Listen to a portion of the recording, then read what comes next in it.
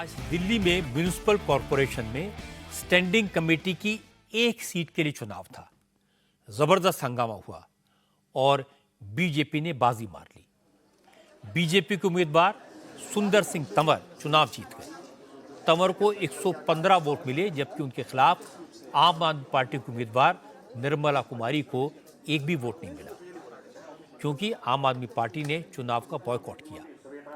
Voting के वक्त न तो मेयर मौजूद थी और न ही डिप्टी मेयर। वोटिंग के लिए एमसीडी के डिप्टी कमिश्नर जितेंद्र यादव को प्रिजाइडिंग ऑफिसर अपॉइंट किया गया था। असल में दिल्ली की मेयर शैली ओबेरॉय ने कल चुनाव कराने का फैसला किया था। वोटिंग के लिए पार्षद आए भी थे, लेकिन आम आदमी पार्टी के पार्षदों ने वोटिंग के दौरान मोबाइल फोन भीतर ले जाने की जिद की। एमसीडी कमिश्नर ने इसकी परमिशन नहीं दी। इस बात को लेकर कल हंगामा हुआ और मेयर शैली ओबेरॉय ने सदन को 5 अक्टूबर तक के लिए स्थगित कर दिया।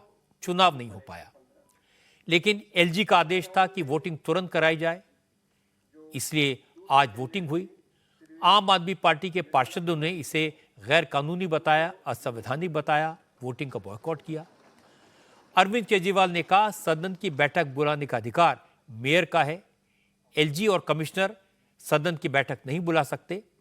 अगर ऐसा होने लगा तो बीजेपी लोकसभा स्पीकर की बजाय किसी अफसर को बैठाकर सदन चलाएगी। ऐसे में लोकतंत्र का बहुत बड़ा खतरा हो जाएगा। एमसीडी के कानून में साफ साफ लिखा है कि कॉरपोरेशन का सिटिंग बुलाने की, सदन की सिटिंग बुलाने का अधिकार केवल और केवल मेयर को है और किसी को नहीं है।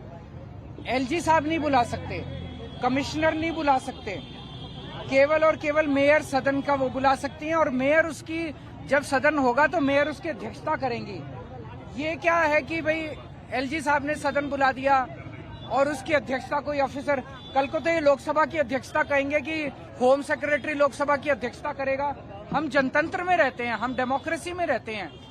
दूसरा, कानून में लिखा है कि जब भी सदन बुलाया जाएगा 72 घंटे का उसमें समय दिया जाएगा। कोई काउंसलर बाहर चला गया, कोई काउंसलर अवेलेबल नहीं है, सबको टाइम की जरूरत होती है। ये क्या रातों रात, तो इनकी नीयत में खोट नजर आ रहा है, कुछ ना कुछ गड़बड़ करने की इनकी साजिश नजर आ रही है, जिस वजह से ये ताबड़तोड़ ये लगे हुए हैं। अब सवाल है कि स्टैंडिंग कमेटी को लेकर इतना झगड़ा क्यों, इतना टकराव क्यों? असल में एमसीडी के सारे फाइनेंशियल फैसले लेने की ताकत स्टैंडिंग कमेटी के पास है। ये सबसे पावरफुल कमेटी है, इसलिए इस कमेटी पर कब्जे के लिए आम आदमी पार्टी और बीजेपी में इतना झगड़ा हो रहा है।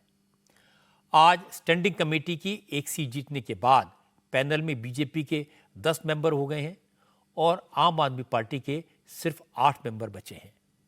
इसलिए अगले महीने जब समिति के अध्यक्ष और उपाध्यक्ष का चुनाव होगा तो बीजेपी की जीत निश्चित है। केजरीवाल ये बिल्कुल नहीं चाहते, इसीलिए आज आम आदमी पार्टी के पार्षदों ने वोटिंग का बॉयकॉट किया और अब यह मामला सुप्रीम कोर्ट पहुंच गया है।